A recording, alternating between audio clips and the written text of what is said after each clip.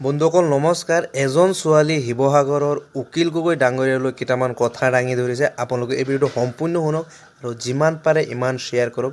সকলোৱে অসমবাসীয়ে এই ভিডিঅ'টো চোৱা দৰকাৰ।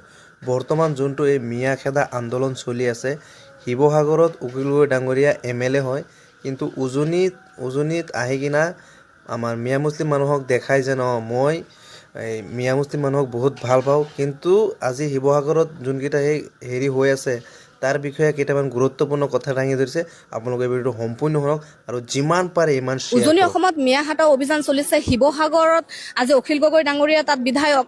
আজি নামনিৰ পৰা যেতিয়া আমাৰ শ্ৰমিকসকলে উজনিত যায়, শিৱসাগৰত যায়, তেখেতলোকে কি কৰে, তাৰ পৰা এই শ্ৰমিকসকলক অত্যাচাৰ কৰা হয়। কিন্তু সেই অখিল গগৈ ডাঙৰীয়াই নামনি অসমত আহি কেনে কি কৰে, এই মিয়া লোকসকলক বা উচ্ছেদৰ সময়ত তেওঁলোকৰ কাষত আহি তেওঁলোকক হাবুতি ধৰে বা চুমা খায় বা এনেকুৱা ধৰণৰ মৰম দেখুৱায়।